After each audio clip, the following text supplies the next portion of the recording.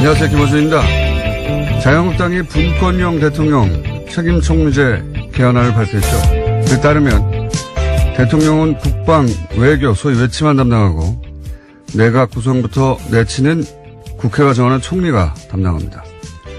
검찰, 경찰, 국세청, 국정원, 공정위, 감사원, 헌법재판소, 대법원 인사권 역시 국회가 가져가는 구조입니다. 대통령에게 국회 해산권이 있다고 하지만 총리 제청을 받아야 합니다. 한마디로 총리가 국정을 운영하는 거죠. 이렇게 하는 이유는 제왕적 대통령제 폐해를 해소하기 위해서. 우선 두 가지가 이해가지 않습니다. 이럴 거면 대통령을 왜 국민 투표로 뽑죠? 정작 국정 전반을 담당하는 총리는 국민 손으로 못 뽑는데. 그리고 대통령 소속당과 국회 다수당이 같을 경우 그 제왕적 권한은 누가 견제합니까? 자유한국당 대통령의 자유한국당 총리일 때 자유한국당 마음대로 할 거 아닙니까? 일본처럼 장기 집권할 수 있는 권력 구조, 인구수가 월등한 영남이란 지역 기반이 있으니 이원 집정부제면 그게 가능하다 이런 생각 아닌가요? 그리고 강력한 보수 후보가 현재 없는 마당이니 대통령 플러스 총리 후보 그런 패키지 그렇게 1+1으로 다음 대선 임하기도 좋은 구조 그런 생각 아닌가요? 솔직합시다 우리. 김어준 생각이었습니다. 예전에는 개헌을 블랙홀이라고 했었는데 요즘 사실 관심사에서 멀어지긴 했어요. 워낙 네. 이슈가 많아서요. 네, 개헌 이슈조차 덮을 정도로 너무 뉴스가 많으니까. 근데 이제 발표됐기를 좀 자세히 봤는데 이걸 대통령 중심제인 것처럼 부르는 자체가 대단히 기만적인 호칭이에요. 이건 내각제에 가까운 이원 집정부제입니다. 네. 보셨는지는 모르겠는데. 네, 내용 봤습니다. 대통령이 국방, 통일, 외교 업무 맡겠다라고 하는데요. 나머지는 다 총리가 한다라는 거거든요. 그러니까요. 사실상 총리가 내치 다 한다라고 보면 됩니다. 국방 외교라는 게 전쟁이 나지 않거나 혹은 뭐 최근처럼 남북관계가 몇십 년 만에 큰 틀에서 움직이거나 하지 않으면 할 일이 없어요. 예, 그러니까 얼굴 마담격인데 근데 그런 대통령은 국민이 선출하고 실제 권한 대부분을 다 가지고 있는 총리는 국회에서 자기들끼리 뽑는 거 아닙니까? 예. 이게 이해가 안 가요. 정 그렇게 총리한테 권한을 대부분을 줄 거면 그 총리를 국민투표로 뽑죠, 그럼. 대통령을 국회에서 정하고. 이게 이제 자기들, 그러니까 권력 구조라는 게, 예, 정답은 없는데, 그리고 정당이 집권 욕망을 가진 것도 당연한데, 근데 자기들이 원하는 권력 구조에 대해서 최소한 좋다 나쁘다 이전에 솔직해야 한다. 예, 제가 그걸 보면서 솔직하지가 못하다. 제왕적 대통령제라는 단어로 모든 걸 설명하는데 이 구조대로면 대통령하고 총리가 그럼 같은 당이면 그거 누가 견제합니까? 예, 마찬가지예요. 예, 그 논리에 맞지가 않습니다. 예, 자유한국당의 집권 플랜인데 어쨌든 이렇게 지금 현재 발의된 대통령 개헌안도 그대로 안 되겠지만, 예. 최소한 솔직은 한데 이건 솔직하지가 못해요. 예. 자, 이건 따로 한번 다루기로 하고요. 첫 번째 뉴스는 뭡니까? 네, 방북예술단이 오늘 새벽 귀국했습니다. 이들은 지난달 31일 방북해서요. 1일 남측 단독 공연인 봄이 온다를 마쳤습니다. 그리고 어제 남북 합동 공연을 끝으로 모든 방북 일정을 끝냈는데요. 윤상 총감독이 오늘 들어오면서 이렇게 이야기했습니다. 다들 뭔가 현실적으로 믿어지지 않을 만큼 감동했고 아마 인천에 도착해서야 내가 어떤 공연을 하고 있는지 실감할 것 같다라면서요. 공연 일정에 참여한 모든 아티스트한테 감사하다라고 전했습니다. 비행기 타고 왔거든요. 예. 들어올 때도 비행기 타고 들어왔습니다. 예전에는 이제 윤으로 가는 경우가 많았는데 비행기 타고 왔어요. 근데 그래서 공항에서 서울 평양이라고, 예. 출발 기착지가 나온 장면 좀 이상형이었고. 이 예술단으로 다녀오신 분들을 만나보고 싶어요. 왜냐면은, 이제, 화면으로 본 것만으로는 이제 파악할 수 없는 직접 가서 보고 듣고 느낀 게 있을 테니까, 요즘은 이제 북한을 너무 모른다는 생각이, 좋든 나쁘든, 있는 그대로 봐야 되는데, 모른다는 생각이 들어가지고, 저희가 그렇지 않아도 오늘부터 얼마나 자주 할지 모르겠지만, 예. 있는 그대로 보자 시리즈를 하려고 그러거든요. 재밌으면 계속 하고요. 한 번에 다 파악되면 한 번만 하고요. 여하간 그런 취지에서 이분들도 한번 만나보고 싶은데 모두들 그렇게 생각하고 있겠죠. 모든 방송이. 자, 예술단 있었고 그다음에 김영철 통일전선부장이 주재했다 만찬을 그런 얘기도 있더라고요. 예. 네, 원래는요, 다른 사람이 하기로 했습니다. 박춘남 문화상이라고요. 비공개로 심지어 만찬하려고 했는데 깜짝 등장하면서 공개로 바뀌었습니다. 그러면서 연일 이런 파격 행보가 눈길을 끌고 있습니다.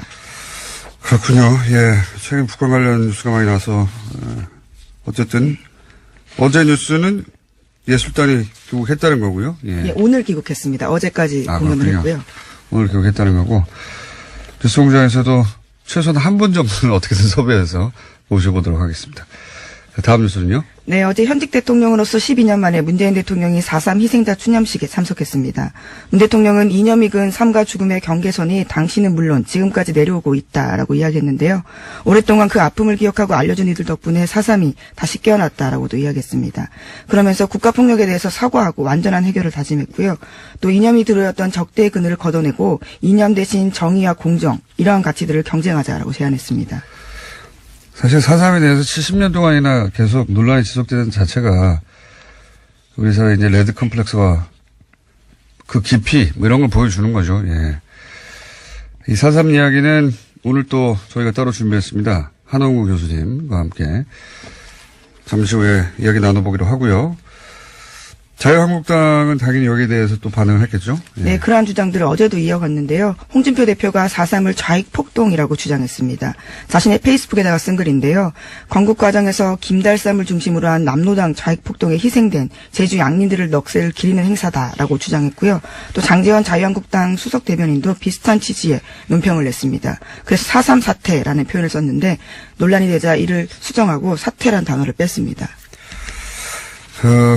그 시절 남로당의 주장은 남한 미군정에 의한 남한만의 단독 정부, 그래서 남북한 분단 체제를 고착화하는 것을 반대하는 사람들이었거든요. 사실 이 남로당을 문제 삼을 거면 박정희 전 대통령부터 문제 삼아야 돼요. 예. 남로당 출신이거든요. 그 자유한국당이 이렇게 하는 건 사실 일부러 그러는 거죠. 일부러. 예. 오른쪽은 우리 땅이다. 예. 그런 선언인 것이고. 태극기를 드는 분들, 여전히 박근혜 전 대통령이 부당하게 수감되어 있다고 생각하는 분들, 이 여론조사 수치로 정확하게 드러나지는 않지만 대략 보면 한 10여 % 정도는 되거든요. 그 표를 안고 가려고 하는 거죠. 몰라서, 정말 몰라서만 이러는 건 아니다라는 생각합니다. 예. 오른쪽은 우리 땅이다. 이런 선언이라고 봅니다, 저는. 다음 뉴스는요? 네, 이명박 전 대통령 아들 이시영 씨가 피해자 신분으로 검찰에 비공개 소환됐습니다. 검찰은 이시영 씨가 다스 주주인 김창대 씨로부터 다스 배당금 3억 원을 전달받은 정황을 새로 포착했다라고 하는데요. 시기는 2014년부터 2017년까지 3억 원 정도입니다. 김창대 씨가 갖고 있는 다스 주식의 배당금을 이시영 씨가 가져갔다라는 건데요. 김 씨의 진술에 따른 겁니다. 이시영 씨가 구속영장이 청구되지는 않을 것 같은데 아버지가 지금 수감돼 있어서 법이 그렇지는 않지만 이제 우리 통념상 근데 사법 처리를 피하기는 어렵겠어요. 예, 이명박 전 대통령이 자신과 관련된 비위에 온 가족을 동원한 결과이기 때문에 예, 온 가족이 동원됐잖아요. 누굴 탓할 수도 없습니다. 그리고 김창대 다스 주주인 대략 5% 가지고 있던 김창대 씨 배당금도 가져갔다는 거니까. 예, 달라고 적극적으로 요구했고요. 전부 다 줬다라고 합니다. 당연히 실소유주니까 그랬다 하고 연결되는 거죠. 예. 자, 다음 뉴스는요? 네, 2013년 당시 조선일보의 최동욱 검찰총장 혼외자 관련 보도가 있었습니다. 그때도 민간인 사찰 아니냐라는 논란이 있었는데요. 실체가 밝혀지지 않았습니다. 관련해서 새로운 진술이 나왔다고요. 오늘 아침 동아일보가 보도했습니다. 서천호 국가정보원장 2차장 관련 정보를 서천원 국정원 2차장이요. 관련 정보를 남재준 국정원장에게 보고하고 승인했다라고요. 검찰에서 진술했다라고 합니다. 그러니까 구체적으로 정보가 어떻게 오고 갔는지 당사자가 진술을 한 겁니다. 이건 그때도 다들 이렇게 의심했었죠. 원래 국정원에서는 화장실에서 들었다는 거 아닙니까? 어떤 요원이 갑자기 옆에서 화장실에서 그런 얘기 하길래. 식당 화장실이라고 특정을 한 바가 있습니다. 우연히 들었다라는 취지였는데요. 네. 국정원이 당시에 그 사실을 인정할 수는 없었겠지만, 예, 국정원에서 만든 정보라든가 이런 이야기를. 근데 이야기를 만들어내도 이렇게밖에 못 만드나. 화장실에서 옆 사람한테 들었다고. 그 생각을 예전부터 했었고, 예, 또 하나는 조선일보가 마치 단독처럼 보도했는데, 예, 자신들이 취재해서.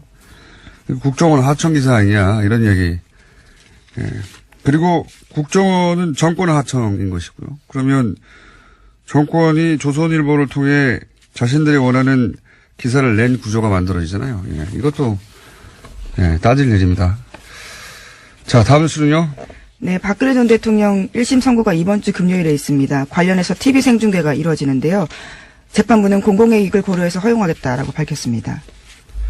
그렇군요. 예, 탄핵 심판 때처럼, 예, 원래 이제 본인이 거부하면 법원은 안 하는 걸로, 그렇게 기준을 정한 것 같은데, 이 경우는 이제 박근혜 전 대통령이 원하지 않지만, 전직 대통령, 일반 자연인이 아니니까, 국민 알 권리가 우선한다. 역사적 재판이죠, 사실은. 네, 재판부의 재량에 따라서 할 수 있는 사안이었는데요. 이제까지 재판부가 허락하지 않았었는데 이번에 처음으로 가능하게 된 겁니다.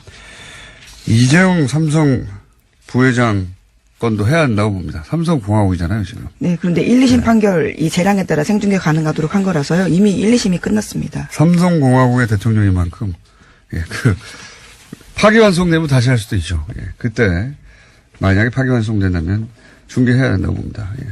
의사에 미치는 영향력도 대통령 못지 않기 때문에.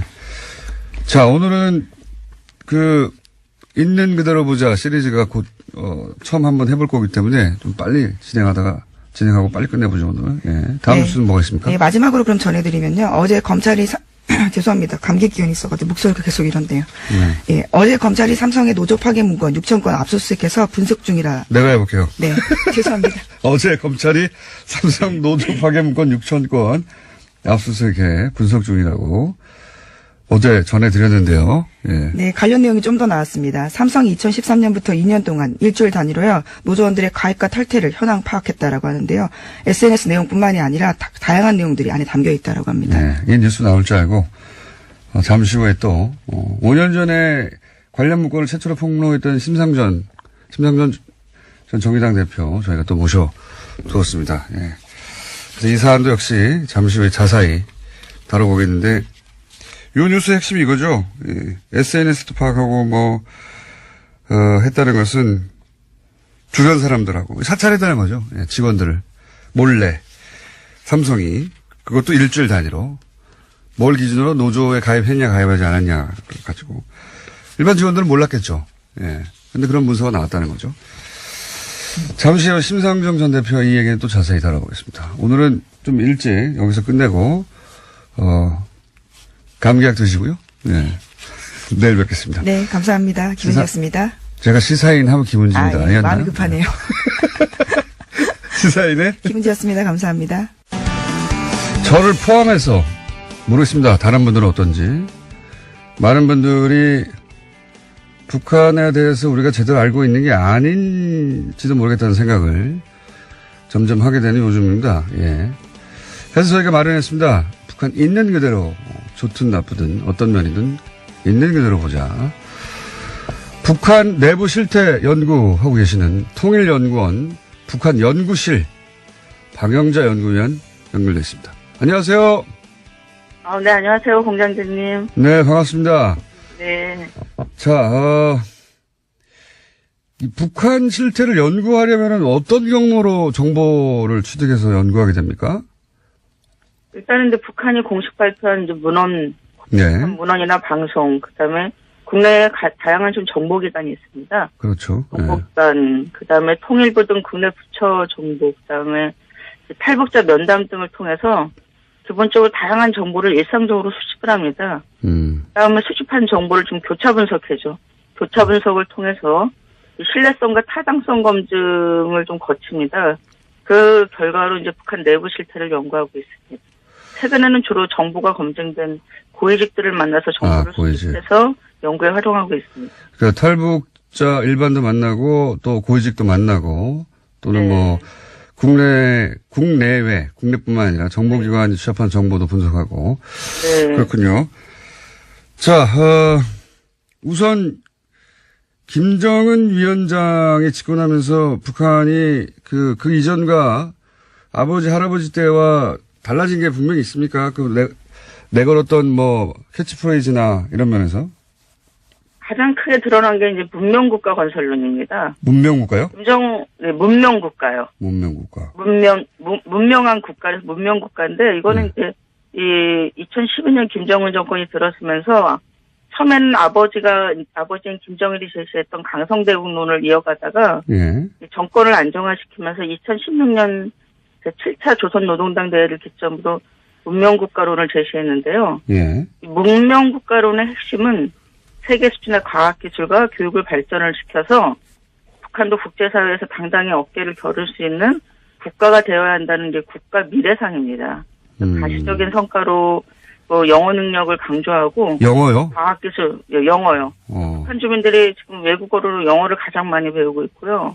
어허. 과학기술 분야 강화, 그다음에 시장 활성화 정책, 그다음에 해외 파견 노동자나 해외 연구자들도 해외 파견이 활성화됐고 또 각종 연구 활동을 강화하고 이제 드러나는 걸로도 이제 각종 문수 물놀이장이나 아니면 무슨 스키장이나 이렇게 각종 일학 서비스 사업이나 건설업 이런 게 활성화됐죠. 그래서 평양 지역이나 아니면 신의주 이런 대도시에 건설업이 활성화돼서 고층 건물들이나 위락시설이 많이 구축되었습니다. 스키장이나 유흥 장소 이런 게 많이 늘어났다고요?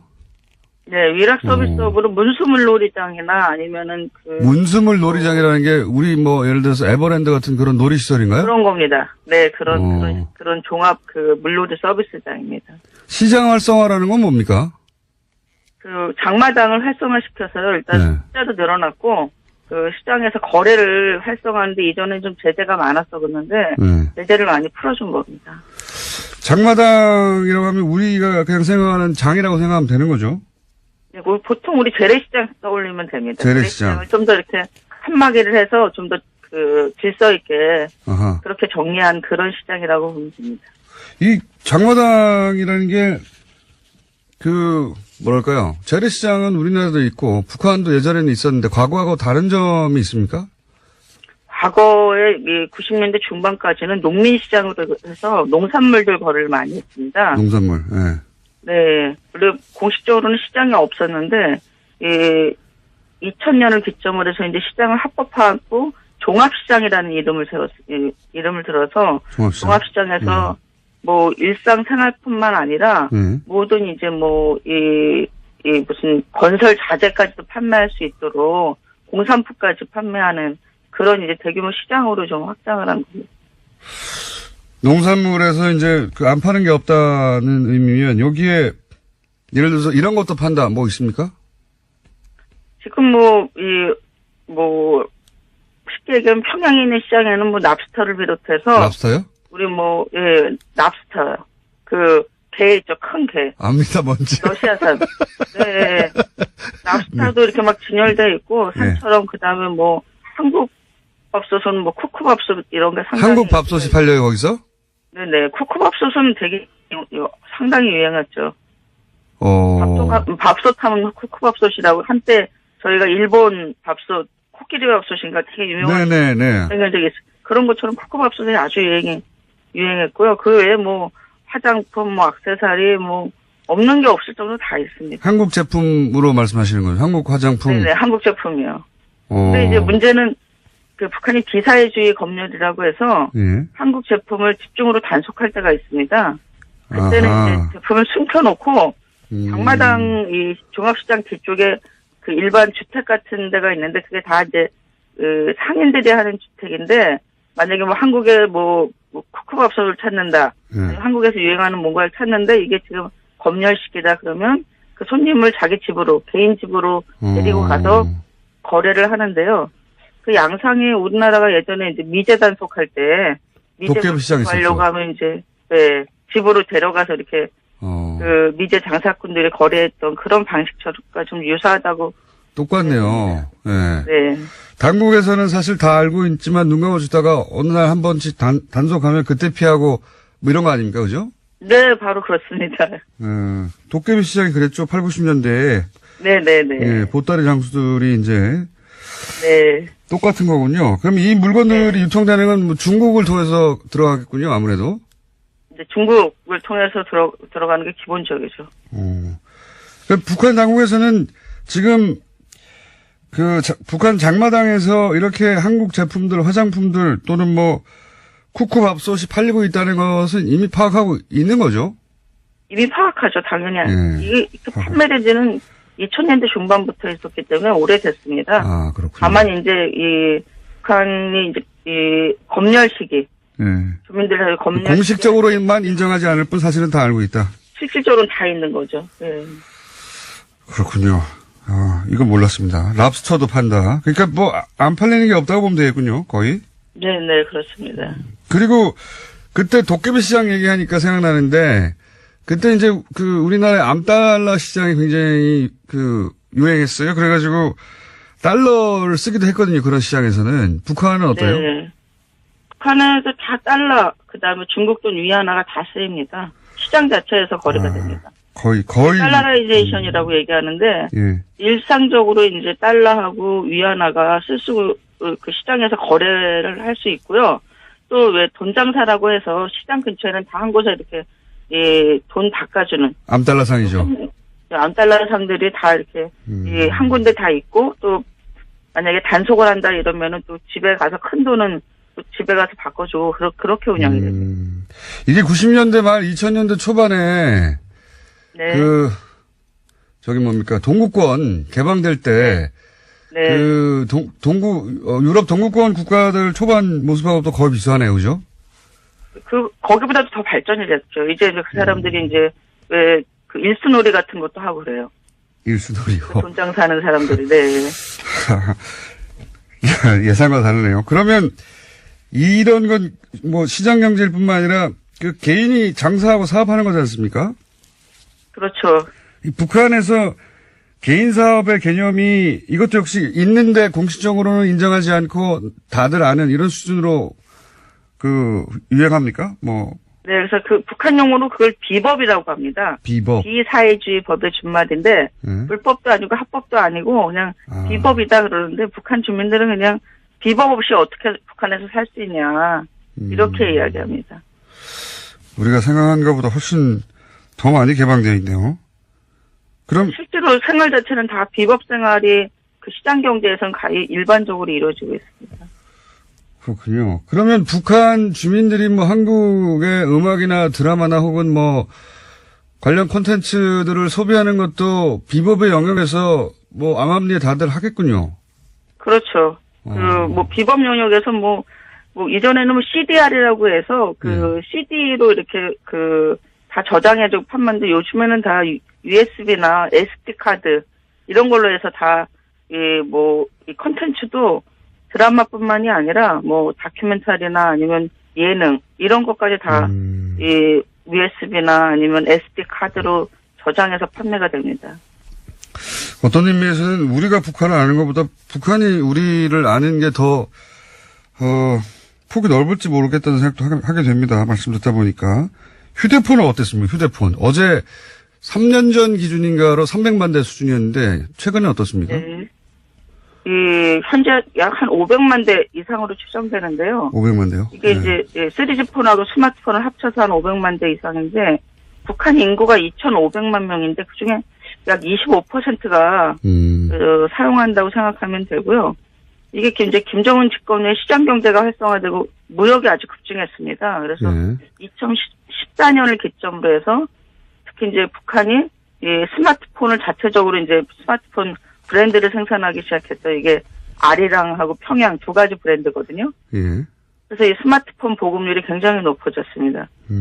거의 장마당에서 장사를 하거나 무역회사 다니거나 외화벌이 하는 사람은 거의 다 사용하고요. 지역별로는 평양 주민들이 그리고 세대로는 아무래도 청년 세대들이 가장 많이 사용하고 있습니다. 예상과 다른 게 많네요. 이걸 어떻습니까? 인터넷이야말로 이제 이제는 국제적인 열림의 정도를 나타내는 지표라고 할 수 있는데 사실은 중국도 인터넷 통제하거든요. 여전히 특정 서비스는 못하게 한다든가. 북한에서 인터넷이 되는 장소, 계급, 혹은 뭐, 직군, 이렇게 따로 있을 것 같은데 어떻습니까? 좀 북한 당국은 독자적으로 이제 인트라넷이라고 이름 광명망입니다. 예. 그 독자적인 인트라넷을 구축해서 이 외부에 이제 뭐 구글이나 이런 걸 확인할 수 있는 우리가 쓰는 인터넷하고 다른 OS 시스템을 갖고 있습니다. 예.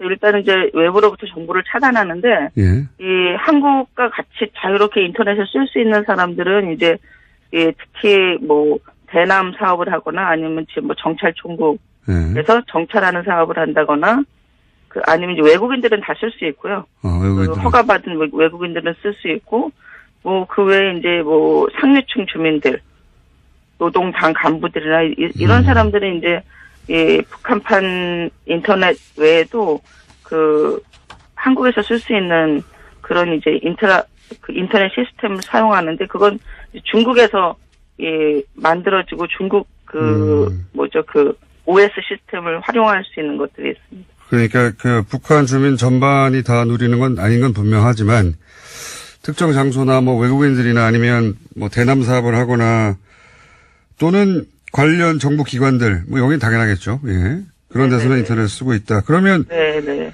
정세현 전 장관이 저희랑 인터뷰하다가 그런 얘기 한 적이 있거든요. 북한에서 뉴스공장 들을 거라고.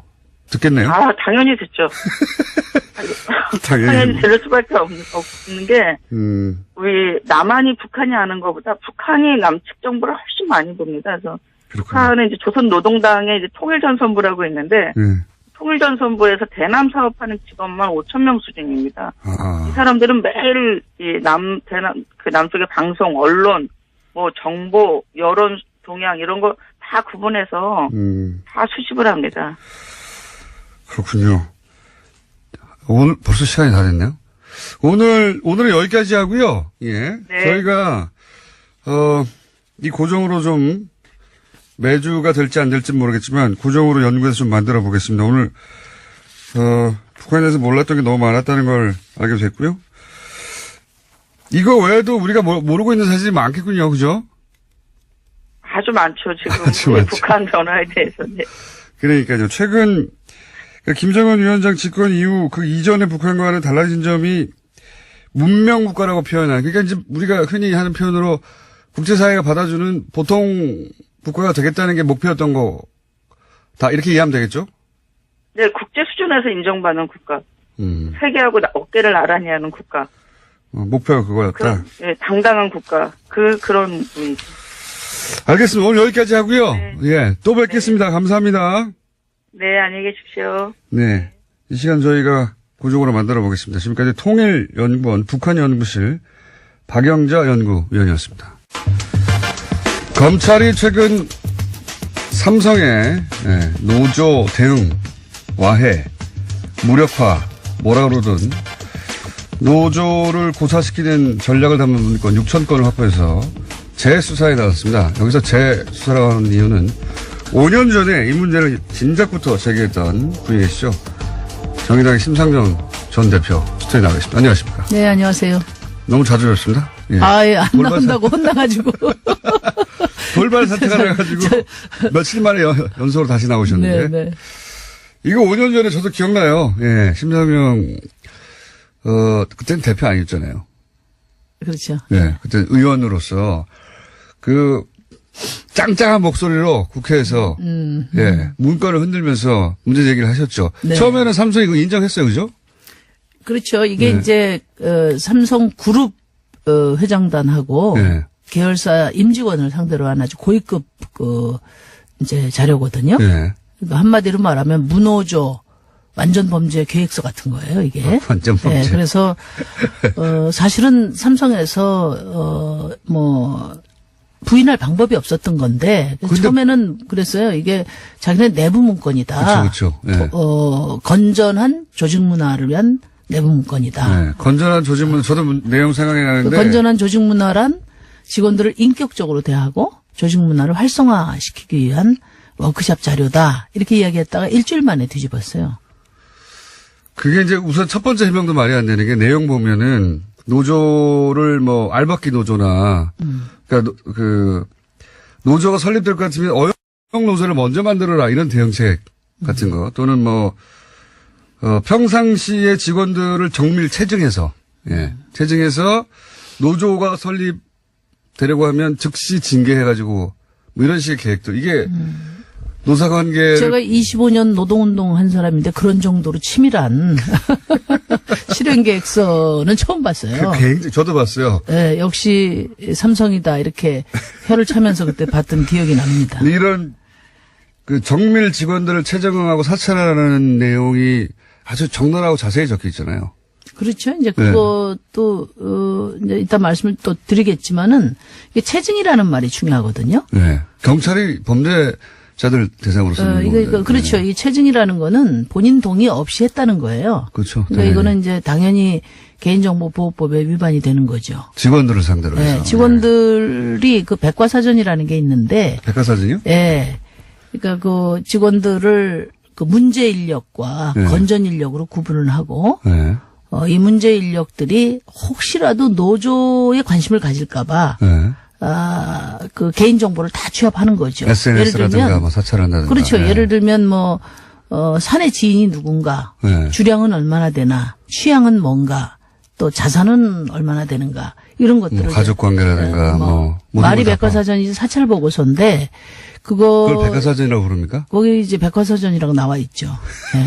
그래서 이제 그런 부분들은 이제 개인정보를 회사가 파악을 하더라도 업무 범위에 한정하게 돼 있거든요. 당연히. 특히나 이제 뭐 재산 같은 거는 알려고 해서도 안 되고, 또 그것을 알 필요가 있을 때는 본인 동의가 전제돼야 되는데, 체증이라는 말 썼다는 거는 본인 동의 없이 했다는 거 아니에요? 개인 그러니까 SNS를 수집하는 것도, 그것도 말이 안 되는 거고요. 그렇습니다. 그러니까 직원이 옆 동료에 대해서 알아본다 수준을 넘어서는 거잖아요. 이거는 별도의 조직이 있는 게 아닌가 이런 걸 하는 그런 생각을 저도 그거 보면서 했거든요. 당연하죠. 거기는 뭐 거의 이 관리 시스템이 뭐 거의 하여튼 국정원 수준 이상이라고 저는 생각을 하는데. 삼정원이 따로 있는 게 아닌가. 일단 내부, 그 구조를 보면은 이제 거기에 보면 노조 설립 가능성을 사전에 인지하는 게 중요하다 이렇게 돼 있어요. 그 사전에 인지하려면 이른바 문제 인력을 밀착 관리를 해야 되는 거거든요. 이게 국정원이 간첩 관리하는 거하고 거의 비슷해요. 네. 그 뭐 거기서 별도 또 이렇게 컨설팅을 받았는지 모르겠는데 그렇게 해서 이제 사전에 차단하는 게 중요해요. 근데 이제 만들어졌어요. 만들어지면 3일 이내에 어용노조를 또 만들어야 돼요. 그러니까 알바끼 노조라고. 용어도 그 안에 나오더라고요. 알바끼 노조. 그 다음에 이제 그렇게 해서 신규 노조에 가입한 사람들을 이제 설득하고 또는 탄압해서 이제 와해를 시켜야 되는데 이게 와해가 안 되면 그 다음에 또 식물 노조로 만드는 전략이 있어요. 저도 봤는데 굉장히 자세히 적혀 있습니다. 자료는 앞으로 민주적인 노사관계를 만드는데 필요한 이 모범으로 널리 이렇게 인터넷상에 공개도 하셨죠? 있습니다. 네, 공개했죠, 당연히. 그래서 이걸 못 빠져나가겠다 싶었는데 나중에 일주일 있다가 우리가 만든 거 아니라고 빠져나갔잖아요. 네. 이게 어떻게 그때 가능했다고? 그때 제가 보십니까? 검찰도 그래서 그런가 보다. 당신들 말이 맞아 하고 무혐의 처리해줬죠. 삼성의 위력을 다시 한번 확인했을 때인데 굉장히 씁쓸했습니다. 제가 그때. 근데 이건 이제 부실 수사 정도가 아니고 아예 봐주기 수사죠. 그쵸. 그러니까 압수수색만 한 번 했으면 바로 해결될 문제였어요. 당연히 이렇게 그런데 6천 건이 나왔는데. 검찰이 그 서울지방노동청을 앞세워가지고 1년 동안 질질 끌다가 이제 결국 무혐의 처리를 했는데 우리 보좌관도 뭐 이제 가서 조사를 받았는데 관심을 갖는 거는 어디서 구했냐 이 문건. 어디서 구했냐. 당시에 이제 그 삼성에서 막 혈안이 됐었습니다. 이 문건에 그렇죠. 어떻게 입수를 하게 됐나 심상정이. 그런데 노동청에서도 검찰에서도 거기에만 관심을 가진 거예요. 그러니까 삼성이 그거 좀 알아봐 달라고 했겠죠. 그래서 당시에는 거의 노동부도 또 뭐 검찰도 특히 검찰 같은 경우는 삼성 법무팀에 역할을 하지 않았나 그렇게 생각이 되고 이게 이제 더더군다나 중요한 게 뭐냐면은 초기에 인정을 했다가 번복을 한 거 아닙니까? 그렇죠. 그럼 삼성의 진술을 들어봐야죠. 진술을 당연히 했겠죠. 우리 관계 없다 이렇게 한 것을 그걸로 끝날 게 아니라 자기네들 인정했다고 번복한 거기 때문에 당연히 압수수색이 들어갔어야 돼요. 근데 뭐 전혀 없었어요. 그 당시에 제가 국정감사 때 이 삼성 문건을 공개를 했는데 그 국정감사에서 또 중요하게 제기됐던 게 이마트 부당노동 행위거든요. 맞습니다. 크게 논란이 있었죠. 근데 그 그때. 경우는 피의자 참고인까지 한 135명이 소환 조사를 받았고 네. 6번 압수수색 영장이 이마트 발부됐단 경우는. 말이에요. 예, 네. 물론 부실 수사였지만은 그래도 하는 실험을 했어요. 하는 신용이라도 했는데 네. 삼성은 아예 건들지도 않았다. 그렇죠.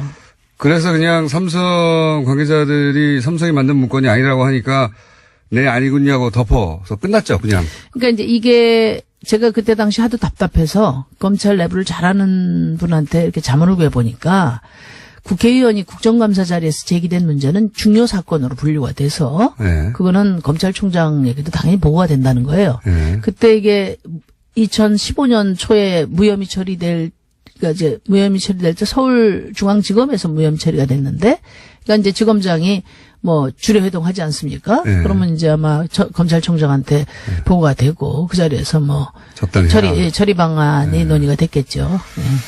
그렇게 해서 완전히 파묻혔던 사건이 이번에는 문건이 하나가 아니라 6천 건이 나왔대요.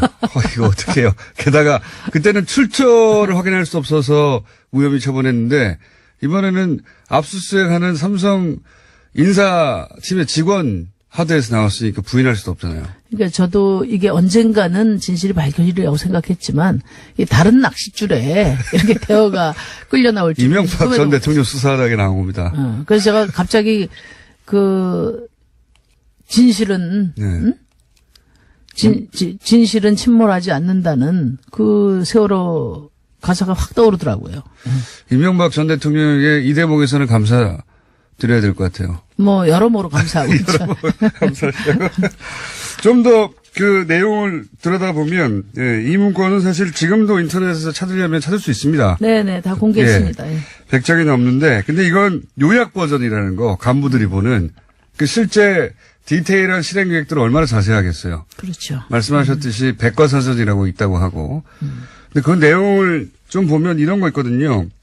어영노조, 뭐, 친사노조, 알박기 노조 얘기 나오는데, 그, 저도 기억이 나는 게, 이런 노조를 와해시키는 방법으로, 그러니까 어영노조를 만들어서, 거기 노사, 뭐, 그, 노조위원장이나 노조 간부들을 진급시켜라.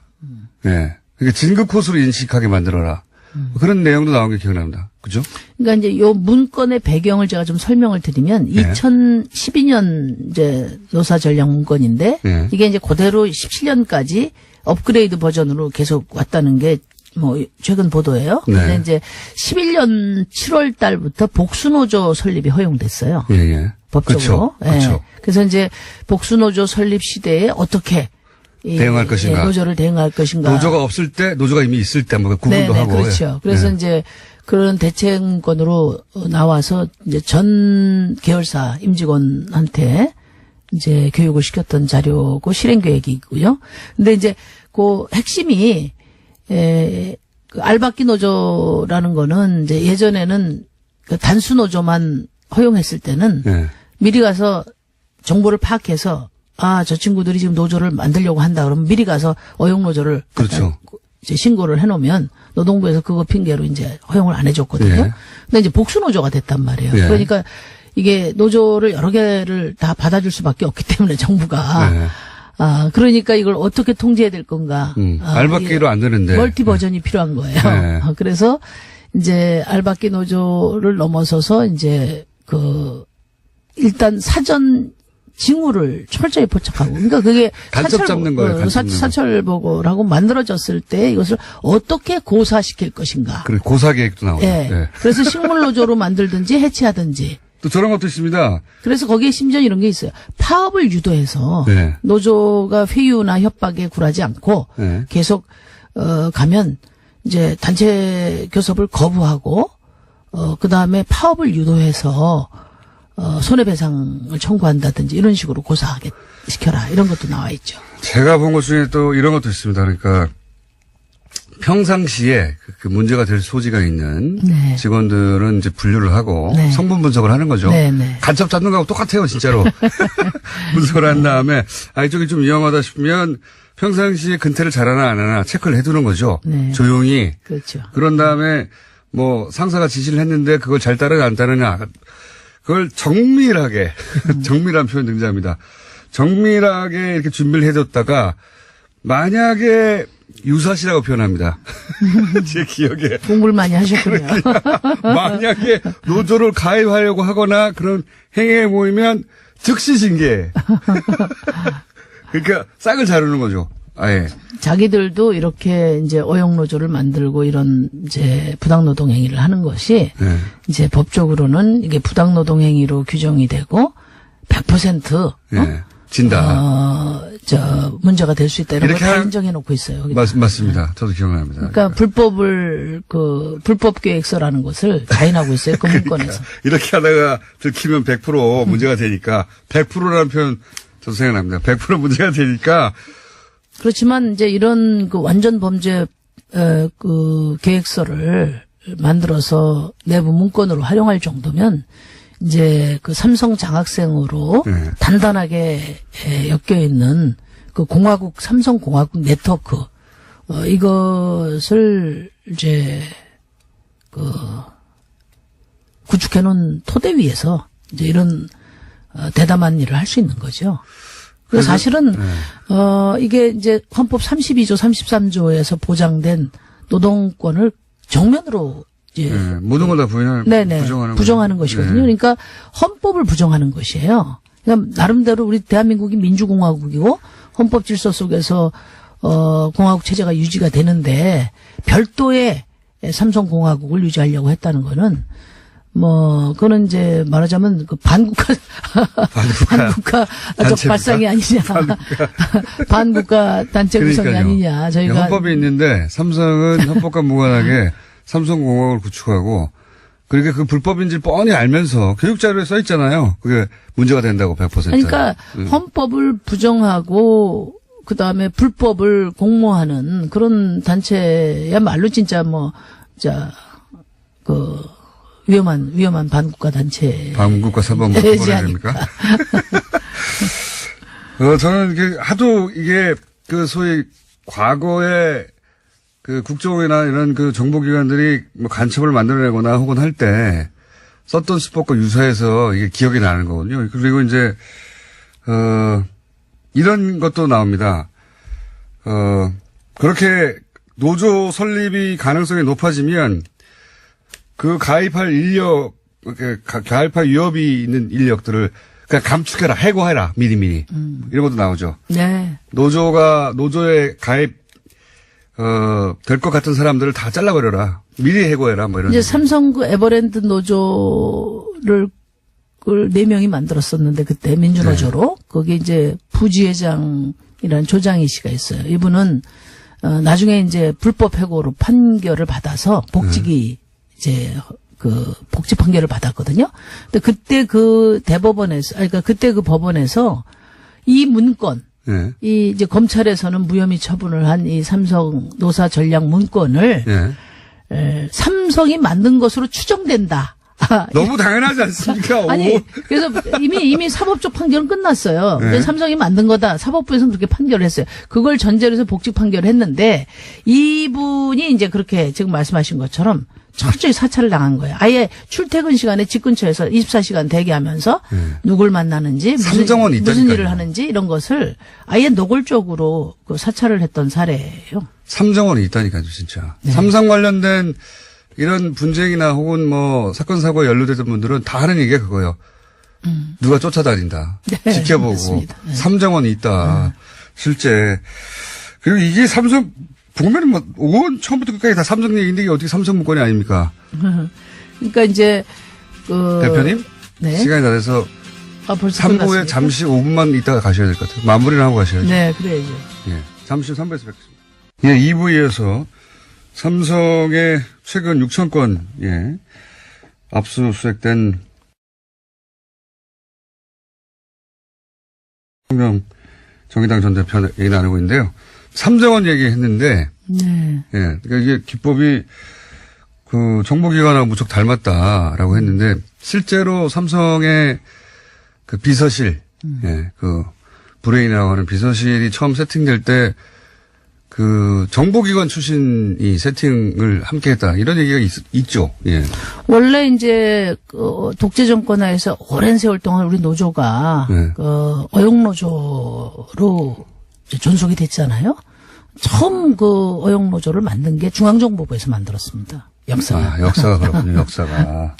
그러니까 그 맥을 잇고 있다고 봐도 됩니다. 이게 보면 기본적으로 그 아마 기법들이 뭐 삼성 초일류 기업 삼성이 어떤 초일류적인 그 노조 탄압 기법을 다 이렇게 취합했을 겁니다. 네. 이게 이제 자꾸 정보기관이 생각나는 이유 중에 하나가 그런 것도 있지 않을까. 구조본 나중에는 뭐 미전실 하는 그 전신에 해당되는 조직을 정보기관 출신 와서 세팅을 했다는 얘기가 있거든요. 실제 삼성 관련 문서를 보면. 그래서 그런지 이런 것도 있어요. 평상시에 그 정밀 체증, 이 사람이 노조를 설립하거나 가입하려고 할 때 징계할 수 있도록 비위 사실을 평상시에 체증해 뒀다가 그 주동자나 혹은 관련자를 즉시 해고하는데 그러면 이제 명분이 개인 징계, 개인 비위 징계를 피하기 위해서 노조를 설립한 것이다. 이런 논리를 만들려고 하는 거지 않습니까? 네. 네. 그래서 그거를 방탄 노조라고 부르더라고요. 네. 그러니까 자신들이 잘못해놓고 그거를 방어하기 위해서 네. 노조를 만들었다. 이건 이제 그 사내 그 여러 직원들이 노조 관심을 차단하기 위해서 네. 가장 그 적절한 그 사례로 쓰이는 자기 잘못을 개념이 바로 감추려고 방탄. 노조를 만든 것이다. 그렇죠. 이런 논리를 네. 미리 개발했다가 그걸 방탄 노조라고 부르는데 근데 이런 여론을 만들어내기 위해서 이거 언론도 등장합니다. 보면. 네. 뭐 언론이 중요한 그 조력기관이죠. 그러니까 이게 삼성이 80년 동안 헌법을 정면으로 부정하는 무노조 경영 전략 참 부끄러운 개념이죠, 이게. 근데 그런 것을 유지할 수 있었던 것은 이른바 사회 각 분야의 정관계뿐만 아니라 법조계, 특히 언론계에 그 포진해 있는 삼성 장학생 네트워크. 그게 아니었으면 가능하지 않았다고 봐요. 장충기 문자로 최근에 드러나고 있는데 실제 이 문건에도 나옵니다. 예, 이 문건에도 그 일간지들이 사측이 제공한 논리, 방탄노조. 이 논리를 그대로 기사로 써요. 그러니까 개인 징계를 피하기 위해서 방탄노조를 만들었다 하는 삼성 사측의 논리를 그대로 받아 쓰는 일간지들 기사들이 있습니다. 찾아보면. 네. 그러니까 그때 제가 이 문건을 발표했을 때, 이게 사실 엄청난 비중을 갖는 문건인데, 이걸 뭐 처음으로 보도한 JTBC를 제외한 나머지 모든 지상파 또는 이 공중파 방송들이 이틀 지나서 단신으로 보도했어요. 단신으로. 네. 그리고 지금 말씀드린 그 방탄노조라는 논리를 그대로 받아 쓴 일간지들은 있습니다. 네. 그렇죠. 지금 찾아보시면 나와요. 예. 그러니까 삼성 사측 언론 플레이를 언론이 받아주니까 이게 되는 거거든요. 계속해서. 받아주는 정도가 아니라 지금 뭐 사실은 이제 광고로 또 이제 목을 조르니까 삼성 기사는 늘 아마 여러 언론사에서 필터링이 되는 거죠. 그렇죠. 필터링이 될 수밖에 없었죠. 이게 단순히 그러니까 그동안에 이 이른바 삼성공화국이라고 이름이 붙여질 수밖에 없었던 것은 그러니까 사회 모든 분야의 정관계뿐만 아니라 법조계, 언론계 이런 부분들이 결국은 돈으로 맞습니다. 부식돼 왔다는 거예요. 돈으로, 이것이 이제 우리 사회의 어떤 정의와 공정을 훼손해온 그런 가장 핵심적인 요인이기 때문에 이렇게 중요하게 우리가 취급하지 않을 수 없습니다. 지금도 이 삼성 관련 보도는 사실은 그 크기에 비해서 많지가 않습니다, 실제. 네. 예. 예전엔 더 했고, 지금은 좀 나아진 측면이 있긴 있어요. 삼성 부회장, 이재용 부회장 때문에 묻고 가기 어려운 뉴스들이 있지 않습니까? 예. 근데 여하간 이런 삼성의 노조 와해 전략은 언론의 협조를 통해서 완성됐다. 뭐 그런 실증 사례는 이미 기사로도 있고 이 문건에도 등장합니다. 이 문건에도 특정 언론들을 거론하면서 기사가 나오고 방탄 노조의 사측 논리가 이렇게 관철되어서 여론 형성이 이렇게 되고 있다. 이거 보여지고 있고. 그러니까 이제 이 6천 건 문건이라고 지금 돼 있는데요. 이게 단순히 노사관계 문제가 아니라 그동안에 삼성의 이 우리 사회의 지배적인 그런 영향권 하에 있는 모든 분야가 점차적으로 이 성역으로부터 해체되는 그런 과정을 앞으로 밟아 나가야 될 것 같습니다. 그것이 바로 공정과 정의로 가는 길이다. 이렇게 생각하고요.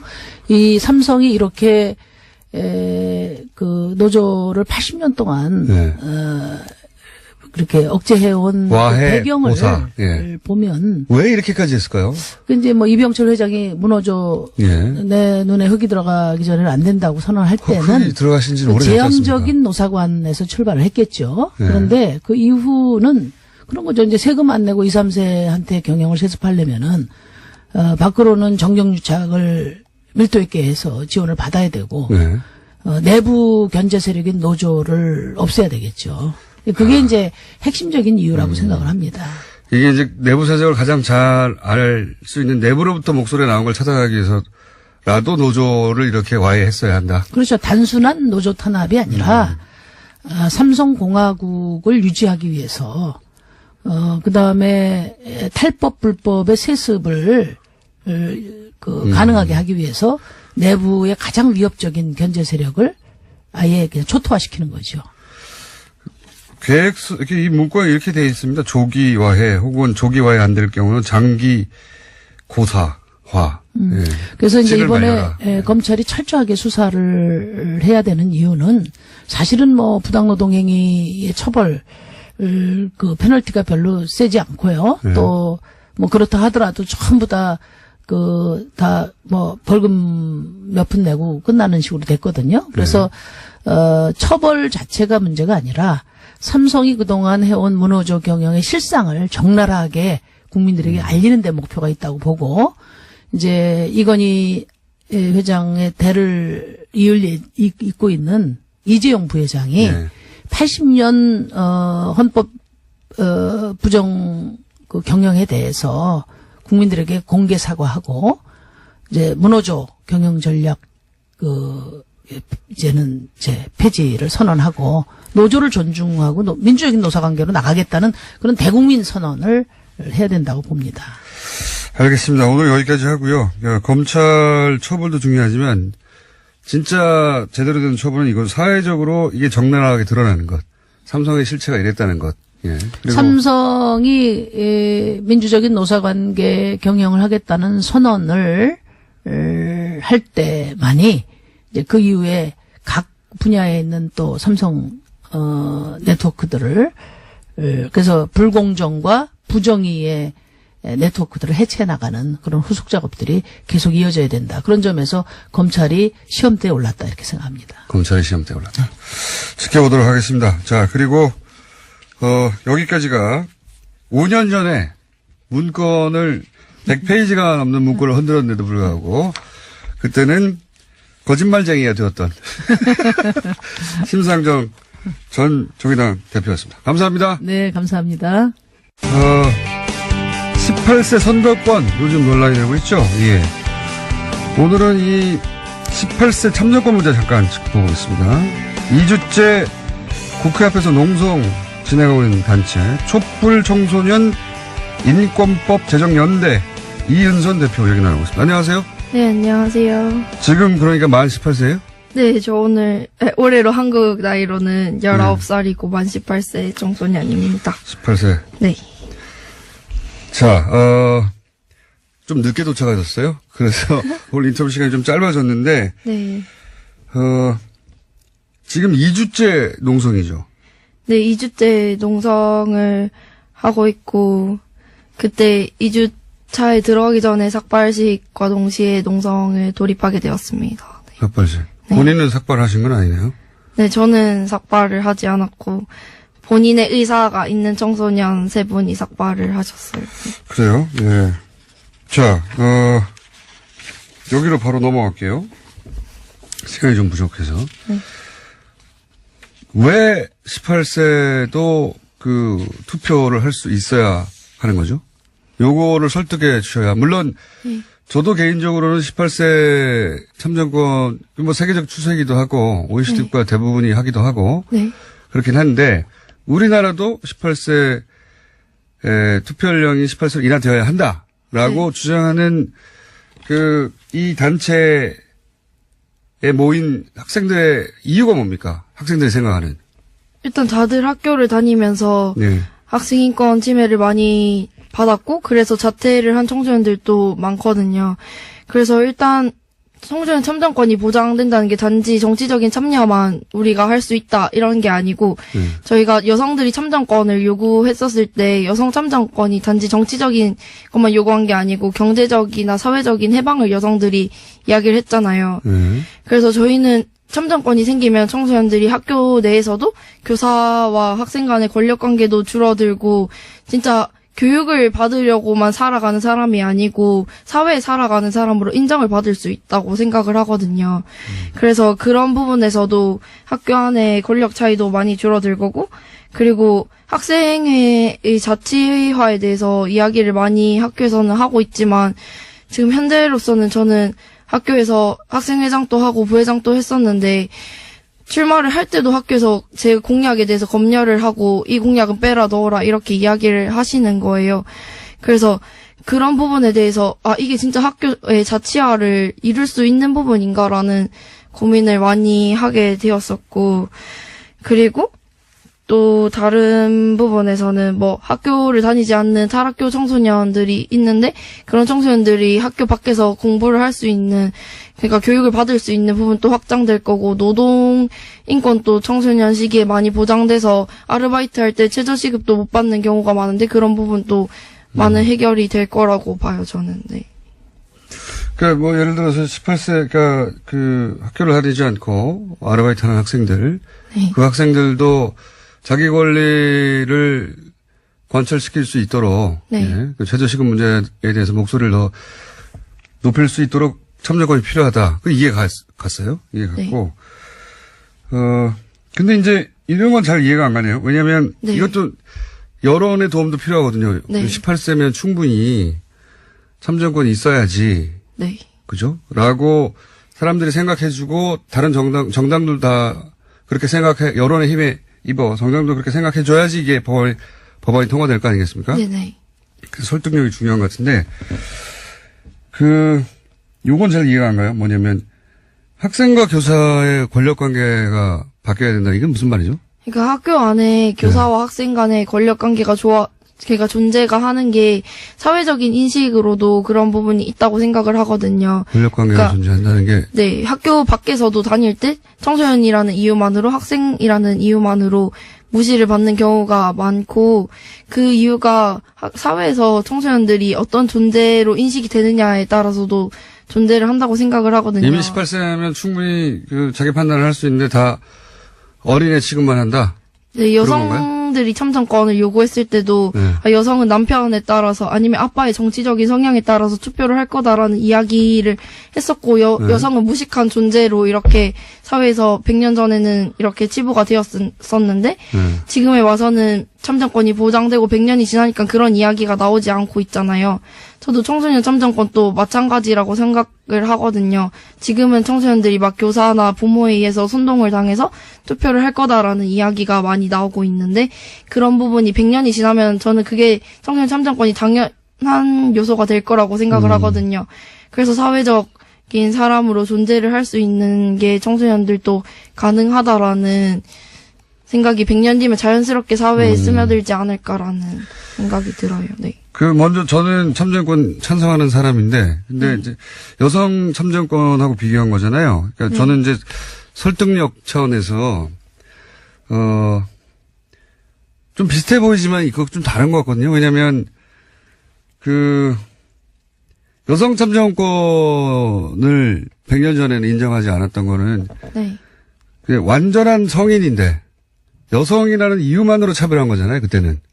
근데 지금 묻고 있는 거는 18세가 남녀를 떠나서 정치적 참정권을 가진 만큼 성숙했는가 이걸 따지는 거라 100년 전 여성의 사례하고는 좀 다른 것 같아요. 그때는 완전한 성인이고 분명히 자기 판단이 있는데도 불구하고 여성이라는 이유만으로 배제한 건데 18세가 되면 정치적 참정권을 남녀 떠나서 흑인 백인 떠나서 누구나 가질 수 있어야 된다는 주장을 하는 거잖아요. 그러면 이제 어른들 지금 이제 18세 이상 이미 참정권을 가진 사람들 혹은 국회에 있는 사람들이 18세에 도달하면 이미 정치적 판단력을 가지고 있지라고 생각될 만큼의 어떤 설득력이 있어야 될 것 같거든요. 그거 네. 저는 정치라는 게 단지 나이가 한 살 적고 많고를 떠나서 정치는 미성숙한 사람도 할 수 있고 부족한 사람도 할 수 있다고 생각을 하거든요.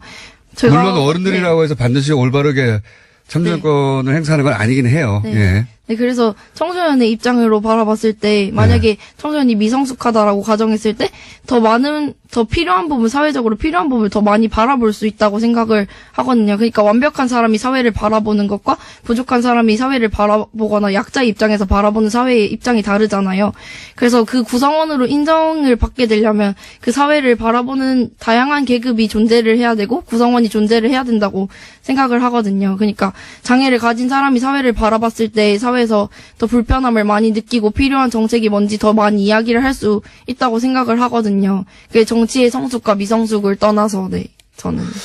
이렇게 뭐 청소년이라고 정치적으로 미숙하다는 것도 네. 예, 당연히 편견이기도 해요. 네. 근데 어쨌든 다시 말하지만 저는 18세에도 충분히 선거권이 주어져야 된다고 생각하는 사람인데 네.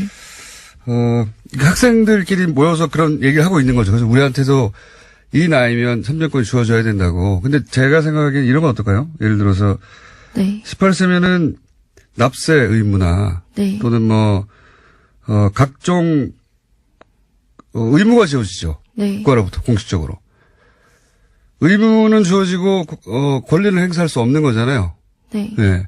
그거는 국가가 책임을 지운 다음에 아무런 권한을 주지 않으니까 형평에 맞지 않다. 저는 그렇게 생각하거든요. 네, 근데 저는 또 참정권이 납세랑 같이 갔을 때 문제가 생기는 게 네. 그러면 돈 많은 사람은 더 투표권을 많이 행사할 수 있냐 그런 의미라기보다 돈의 액수 네. 문제라기보다는 국가가 18세한테 부여하는 각종 의무가 있는데 네. 그런 의무는 부여하면서 왜 아무런 참여권을 주지 않느냐 네. 이렇게 말하는 건 저는 설득력이 굉장히 있다고 생각하거든요. 네. 그렇지 않나요? 그러면 그렇게 되면 더 연령을 낮추는데 한계가 있고 다른 국가에서 그런 의무를 지닌다고 참정권을 주진 않거든요. 그건 네. 그렇지는 않아요. 네. 의무를 주면 권리를 줘야 하니까 주는 나라도 많아요. 네. 제 말은 네. 설득력의 문제거든요. 그래서 저는 설득력을 보강해 가자 좀 더. 네. 그런 생각이 18세 주어져야 된다고 생각해요. 네. 어른들도 말도 안 되는 투표를 많이 하거든요. 굉장히. 네. 예? 그런 생각은 전 많이 하는데, 18세면 충분히 투표권을 행사할 만큼 훈련되었다. 저는 그렇게 생각합니다. 예. 저는 그렇게 생각하니까 저를 적으로 돌리지 마시고. 학생들이 직접 교육감을 선출해야 된다는 주장도 한다면서요. 근데 저는 교육감만이 아니고 시장도 필요하다고 느끼는 게 저는 울산의 지역에서 고등학교를 다니면서 전국의 전국의 시장 중에서 혼자 국정교과서를 찬성한다고 입장을 내놓더라고요, 시장이. 울산시장. 네, 그래서. 국정교과서 찬성. 네, 그래서, 그런 상황에서 교육을 받게 되면 피해를 받은 사람은 난데 왜 시장이 마음대로 정하지? 이런 생각도 많이 들었고요. 그 교육의 네. 피해는 학생들이 입는데 네. 왜 시장이 내가 뭘 공부할지를 결정하느냐? 네, 제가 뽑지도 않은 사람이 그런 거를 결정을 했고, 또 울산에 지금 교육감이 보수 교육감이었는데, 예. 또 지금 비리로 지금 구속이 됐거든요. 그래서 제가 구속. 네, 제가 뽑지 않은 사람 때문에 왜 구속돼가지고 울산의 지역적 이미지에 피해도 끼치고, 그 다음에 교육적 이미지에 피해를 끼치냐, 이런 생각도 많이 들고, 그런 보수교육감이 전국에 4곳 있는데, 그게 제가 선택해서 제가 사는 곳이 보수교육감이 된 것도 아니잖아요. 근데 그 사람은 인권 감수성이 하나도 없어서 학교에 인권 교육도 하나도 안 하고 구속되고 이후부터 부교육감이 오시고 나서 그런 게 좀 토론도 되고 그랬었거든요. 그래서 왜 내가 그 교육감 한 명 때문에 지금까지 이런 토론까지 못하고 살아야 되지라는 생각을 좀 많이 들었던 것 같아요. 알겠습니다. 오늘 시간을 좀 더 준비했는데 본인이 느껴서 시간이 좀 줄었는데, 요건 저희가, 네. 같이 활동하고 있는 네. 학생들하고, 제 생각은, 조금 더 설득력이 있으면 좋겠다라고, 네. 물론 뭐, 말씀하신 것만으로 설득된 분들도 많이 있을 거예요. 예. 근데 설득되지 않은 사람들을 상대로 설득을 해야지, 네. 이게 이 법안이 통과될 확률이 높잖아요. 네. 그래서 그런 보강도 있었으면 좋겠다는 생각에서 제가 제 생각도 말씀드렸는데, 이 단체의 다른 학생들과 함께 다음에 한 번 더 모시기로 하고, 마지막으로 네. 오늘은 마지막으로 이 국회에 하실 말씀이 없어요? 국회? 일단 지금 문재인 대통령님께서 개헌안에도 넣었던 상황이잖아요. 지금 근데 저는 그 개헌으로 통과되는 것도 중요하지만 자유한국당 네. 까지 이야기를 해서 자유한국당이 동의하는 모습을 꼭 봐가지고 국회에서 통과되는 모습을 꼭 보고 싶거든요. 자유한국당도 동의해서 18세로 연령을 낮추는 것이 통과되는 걸 보고 싶다. 네. 네. 왜냐하면 자유한국당 의원이 특히 지금 간사인 사람 황영철을 예를 들면 그 사람이 바른미래당에 있을 때는 만 18세 선거권이 사회적인 요구고 지금 시대의 흐름이다라는 이야기를 했는데 자유한국당으로 옮기고 나니까 그런 부분에 대해서는 갑자기 말을 돌리는 거죠. 그래서 그런 모습이 너무 저런 사람이 정치하는 게 맞나? 본인의 생각을 가지고 정치를 해야 되는데 왜 자꾸 당론에 따라서 본인의 입장을 바꾸는 걸까라는 생각이 많이 들어서 그 사람이 인정하는 모습을 꼭 보고 싶어요. 그래서 좀 다른 국민들도 황영철을 같이 압박을 좀 해줬으면 좋겠어요. 저는. 네. 황영철 간사 혼자 결정한 건 아닌데 여하간 네. 그런 말을 했기 때문에 네, 직접 맞아요. 압박을 하고 싶다. 오늘 여기까지 하고요. 예. 네. 다음에는 좀 더 많은 분들과 좀 더 자세히 얘기를 나눠보겠습니다. 오늘 말씀 감사합니다. 네. 지금까지 촛불 청소년 인권법 제정연대 활동하고 있는 이은선 대표였습니다. 북한 바로 알기라기보단 있는 그대로 라고 표현하고 싶습니다만 코너가 재밌었나 봅니다. 예. 앞으로도 이런 시간 많이 마련해달라는 문자 많이 왔네요. 예. 북한에서 뉴스공장 듣는다니까. 아무래도 이제 관계 기관의 담당자들과 이제 그 특수계층이 됐겠죠. 예. 가끔 그쪽에 인사해야 되겠네요, 우리도. 안녕! 북한에서 듣는 분들, 안녕 한번 해주고요. 그 외에 삼성 관련 문자. 왜 이런 문자가 나왔네요. 지난 주말 시어머니께서 어준이가 털은 그렇게 났어도 생긴 건 귀염상이야. 그리고 똑똑한 애인가 봐 하시길래 네, 똑똑한 애라고 말씀을 드려주셨다고 하는 분께 특별히 감사드립니다. 여기까지 하겠습니다. 4.3 네, 70주년 이 문제 한번 오늘 다뤄보겠습니다. 성공회대 한홍구 교수님 나오셨습니다. 안녕하십니까? 예, 안녕하십니까? 예. 이 4.3에 대해서 아직도 정리가 안 됐다는 게 이제 그만큼, 레드 컴플렉스의 깊이를 보여주는 거라고 저는 보거든요. 예. 이제는 될 것도 같은데요. 예. 한번 정리를 좀 해 주십시오. 이게 어떤 과정을 통해서 일어났고, 지난번에 한번 서북청년단 얘기하면서 잠깐 얘기하셨어요. 실제로 이제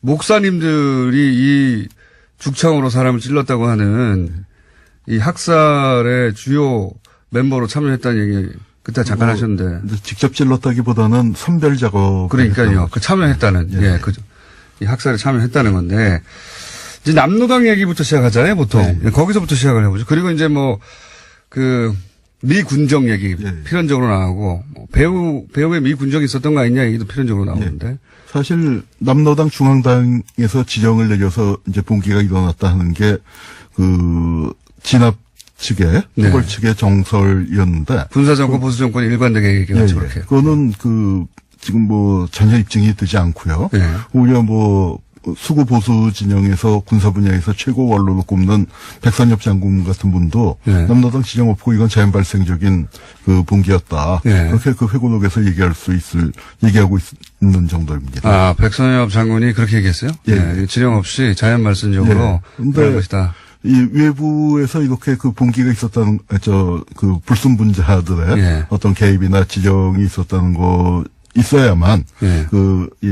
이루 말할 수 없는 잔혹한 탄압을 정당화할 수 있으니까 그렇게 했겠죠. 토벌 네. 진영에서는 그걸 계속 주장해온 거죠. 지금도 주장하고 있고요. 지금도 주장하고 있죠. 예.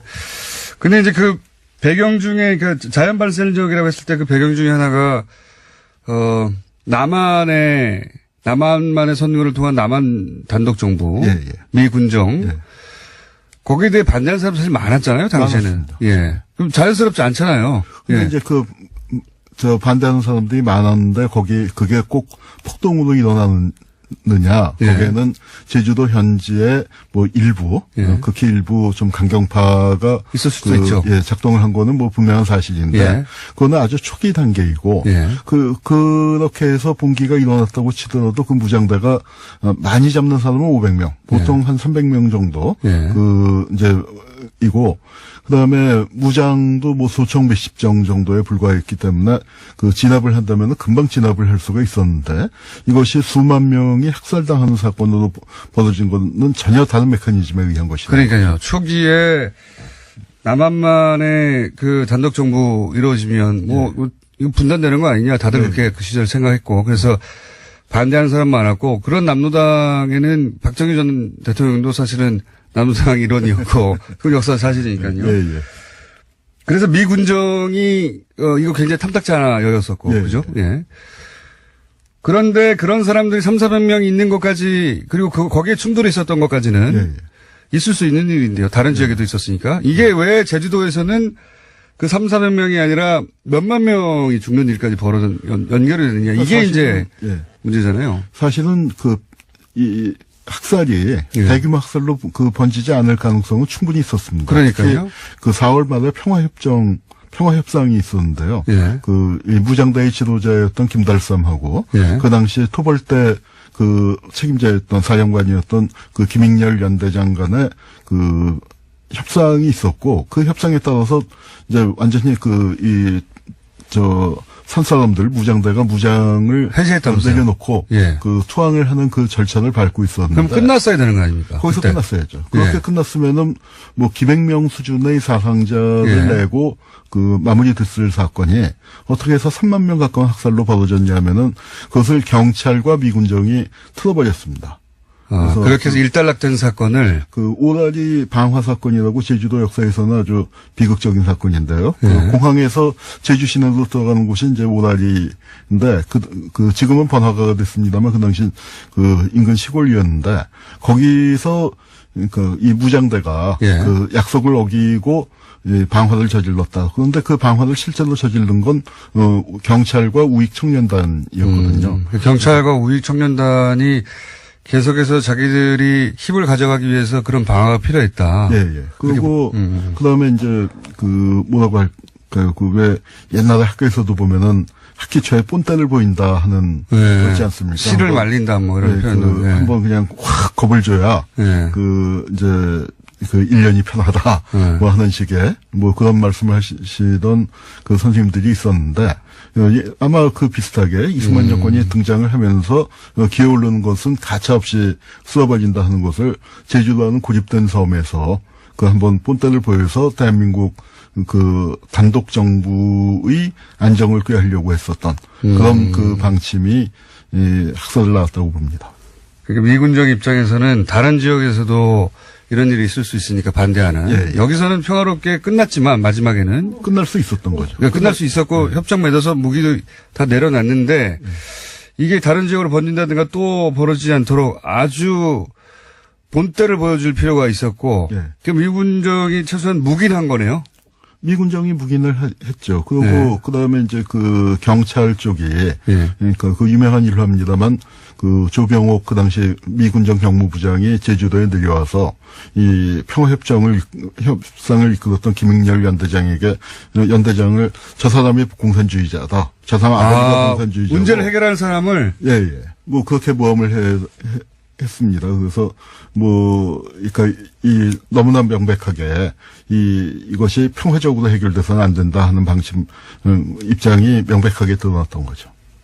그 문제를 다 해결한 사람을 오히려 자르고 그리고 해임당했습니다. 해임을 해버리고 처음에 그 평화협정에 나선 것은 연대장이 독단적으로 나설 수는 없는 거죠. 미군정의 방침이었는데 그 사이에 미군정의 방침이 변해갖고 그 평화협정 대신에 강경 진압 방향으로 바뀐 겁니다. 그럼 그 대장을 자르고 소위 이제 강경 진압파가 왔겠네요. 예, 강경 진압파가 왔는데 그래서 강경 진압을 하니까 이제 또 일이 꼬이게 된 게 그 제주도 내에 그 또 좌익 중에도 강경파가 있을 거 아닙니까? 그쪽에서 연대장을 암살했죠. 거꾸로 이제 연대장을 이게 암살하면서 일부러 에스컬레이션을 시켰군요. 그렇게 됐습니다. 일부러 불을 지르고 니네가 했지. 우리는 안 했는데 이거 우리 죽이려고 하는 거구나. 또 반항하고 그러니까 대항하고 그러니까 거봐 대항하지 하고 또 치고 그랬죠. 그런데 그렇다고 해서 제주도민 중에 당시 3만 명이 이 남로당원일 리가 없지 않습니까? 그 당시에도 나왔었던 게요. 그 처음에 당국에서 그 발표할 때 무장대가 500명이라는 발표도 있었는데 맨날 토벌 성과가 500명을 사살했다 하고 나오니까 매일매일 그 기자가 아니 어떻게 그 무장대가 500명이라면서 이렇게 계속해서 500명 죽인다는 게 이게 무슨 얘기냐 하는 얘기는 그 당시에부터 나왔었습니다. 말이 안 되죠.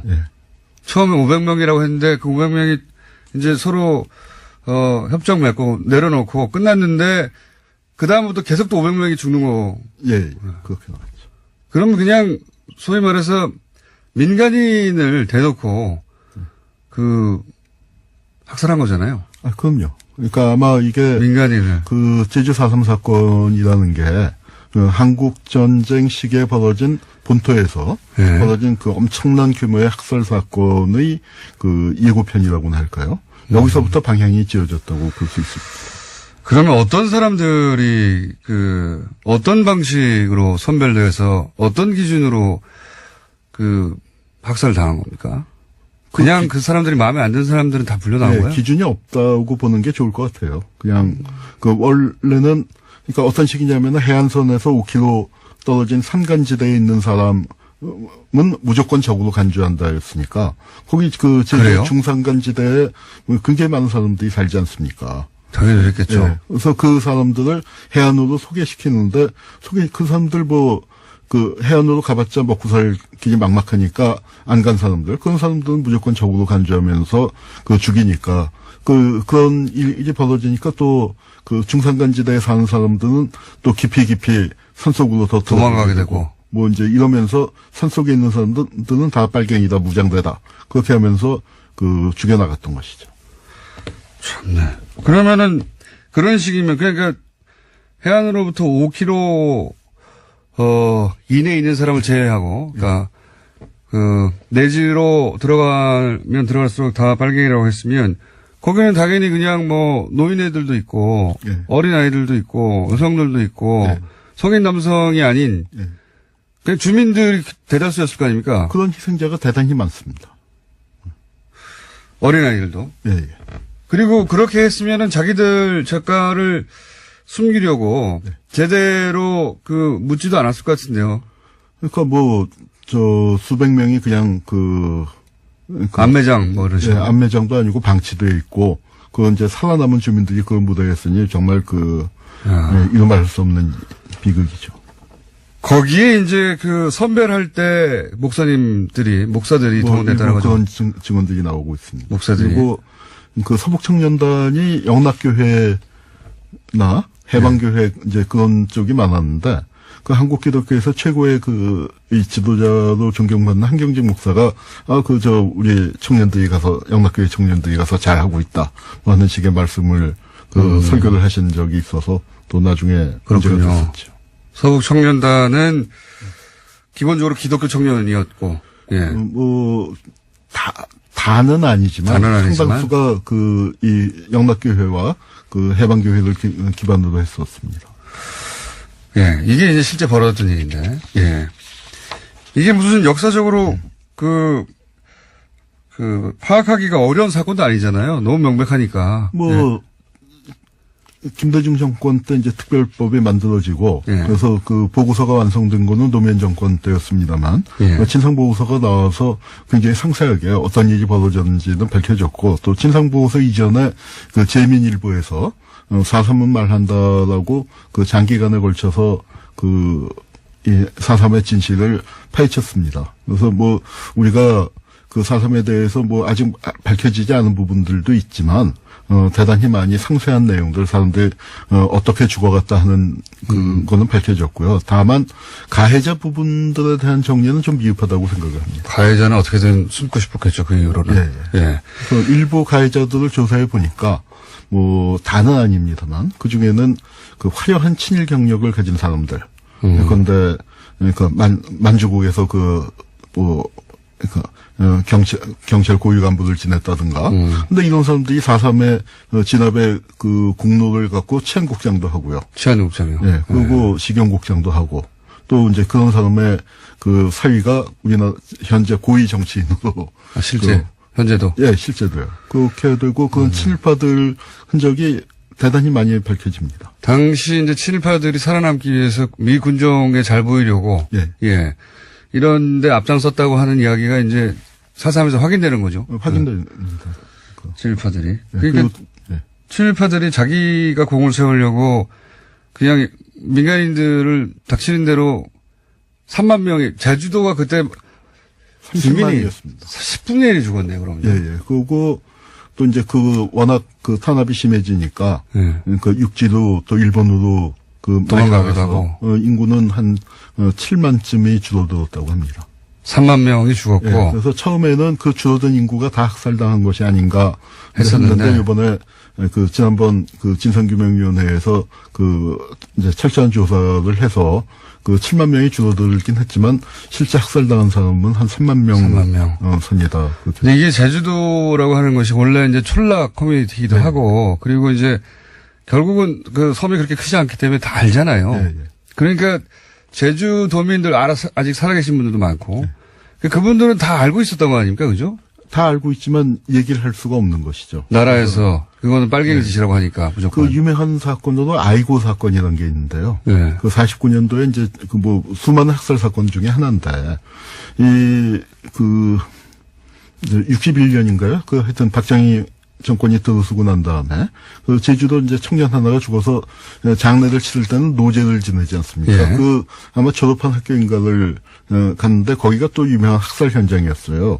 거기서 노제를 지냈는데 거기 참석한 사람들은 다 피학살자 유가족들 아닙니까? 그래서 거기서 이제 서름에 북받쳐서 정말 모였던 사람들이 다 아이고 하면서 울었는데, 그렇게 울었다고 해서 잡혀가서 또 곤욕을 치렀습니다.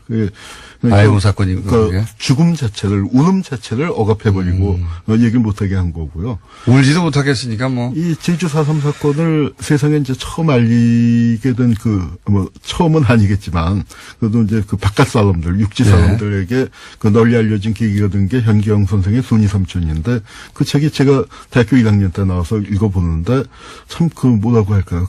제대로 비명을 지르지도 못하고 가위 눌려 있는 그래서 가위 눌려 있다가 그 무게를 견디지 못하고 이렇게 돌아가시는 자기 고모의 이야기를 썼었는데요.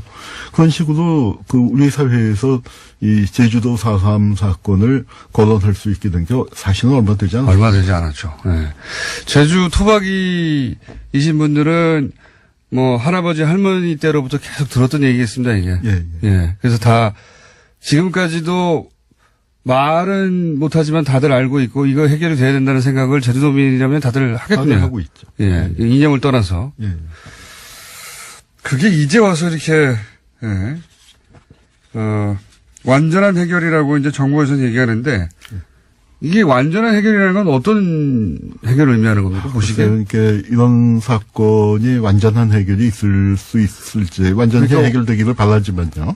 이거보다 훨씬 가까운 5.18 같은 경우 더 많은 사람이 희생당했는데도, 그러니까 숫자는 적지만 예, 예. 그 뭐랄까 사실- 충격은 훨씬 큰데도 지금도 북한 얘기하지 않습니까? 그러니까 그런 이 완전한 해결이 어떻게 되나? 이런 것들이 예. 그러니까 북한 얘기를 한다든지 아니면 또 엊그제 뭐 홍준표 그 대표가 이제 그런 식으로 말씀을 하시는 게 예. 이게 뭐냐면 그 사람들에게 아무나 가던 상처에다가 소금을 뿌리는 거죠.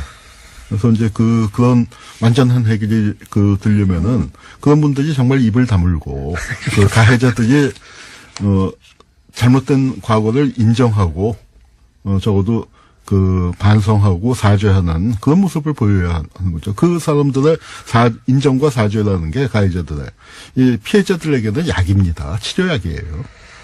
그때는 뭐 빨갱이라고 딱지를 붙여버리면 더 이상 말을 못 하니까요. 잘했다는 거죠. 예. 빨갱이라서 다 죽인 거야 이거잖아요. 그리고 그때 안 죽였으면 대한민국이 없어. 예. 이제 이렇게 나오니까 그 말을 근데 친일파들이 했다는 거. 예. 예. 이게 제대로 밝혀지고 모두가 알아야 하는 역사인 것 같습니다. 오늘은 여기까지 하고요. 요사삼 얘기는 이걸로 끝나지 않을 것 같거든요. 예. 또 모시겠습니다. 예. 한홍구 교수였습니다. 감사합니다. 예, 감사합니다. 내일 뵙겠습니다. 안녕.